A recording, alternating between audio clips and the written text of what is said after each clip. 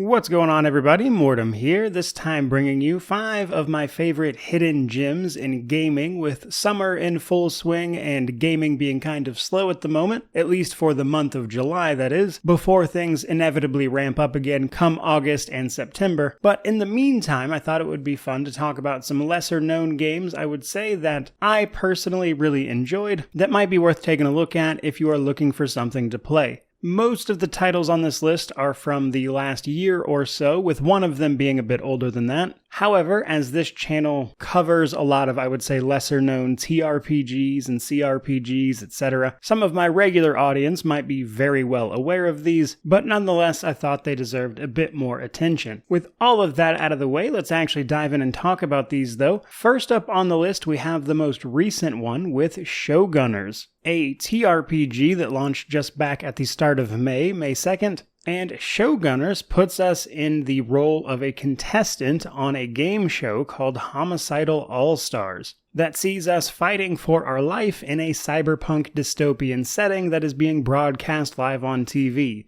If you're familiar with the movie and the books it was based on, The Running Man, you'll kind of get the gist of what they're going for here. While I wouldn't say Showgunners really does anything revolutionary, what it does do very well is presentation. Because as we are supposed to be on a game show, everything kind of feeds into that and makes for an experience that sees us in an isometric exploration mode, dodging traps, disarming things, solving small puzzles as we move through each individual course, while also talking to fans of the show, signing autographs, taking on sponsorship deals as part of the game show as well, while at the same time participating in turn-based tactical battles against the enemies that assail us. Ultimately, my only real complaint with Showgunners was that there just wasn't enough of it. It is a little bit short. You're probably looking at like 10 to 12 hours for a playthrough, which for a TRPG is incredibly low. But nonetheless, I did really enjoy this game, so I wanted to share it with you on this list. Our second entry, however, is the Riftbreaker, an interesting blend of ARPG and base building mechanics.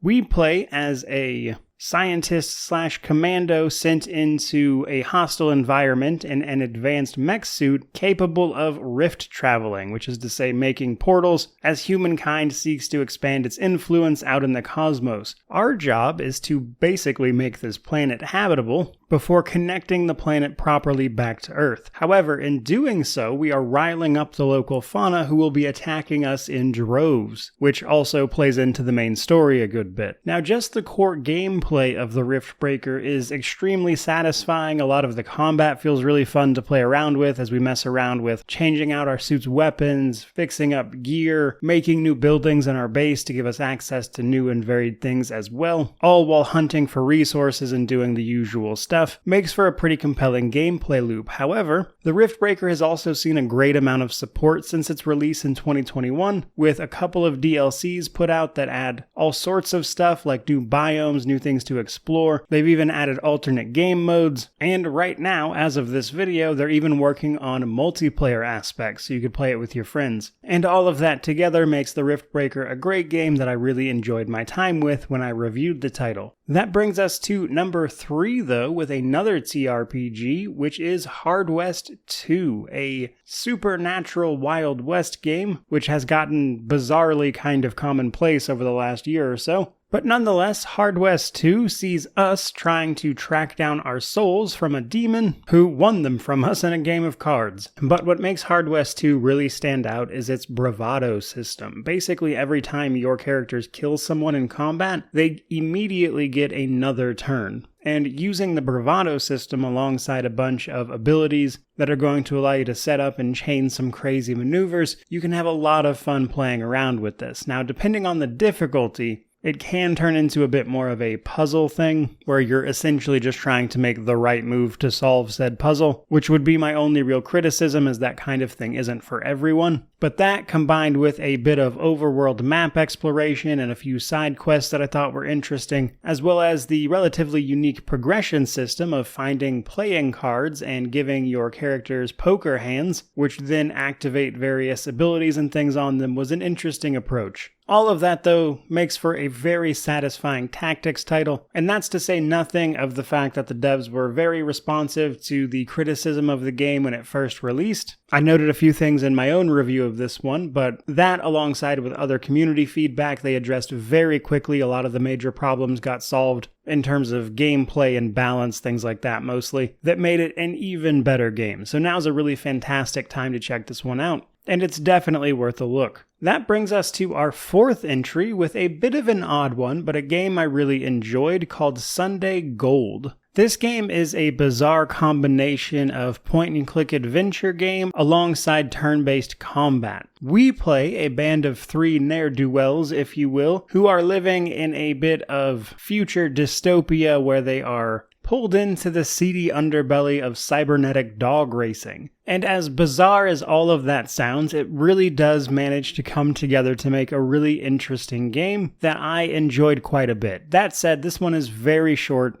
Doing everything this game had to offer took me about 13 hours. The game itself is usually like $20, though at the time of this video it's on sale for like $7. But both the setting and presentation combined with the challenging battles all made for a title that is a lot better than it might at first appear. But another reason I wanted to talk about it on this list is actually because this game is made by a studio called Become Studios, which for my regular audience might sound familiar because they are the people working on the new Pathfinder Abomination Vault game that had a Kickstarter going on recently. And simply put, them having worked on a game that I actually really enjoyed makes me feel a little bit better about their involvement with Pathfinder in general. Admittedly, though, that doesn't have much to do with the rest of this video. Though that does finally bring us to our last entry, and this is the Technomancer, the oldest game on this list, as this one is from back in 2016 and is from the developer called Spiders. If you're unfamiliar with them, you might be more familiar with their more recent titles of Greedfall or Steel Rising, Greedfall being their most successful game to date, and for good reason, it was quite good. But the game right before that was Technomancer. And while I enjoyed Greedfall a great deal, my favorite game from that studio is actually the Technomancer, which puts us in the role of a mutant Technomancer on the planet of Mars, which has since established human colonies that are these days just trying to get by for the most part. But this is a party-based RPG. We're going to be leading a group of companions against corrupt politicians,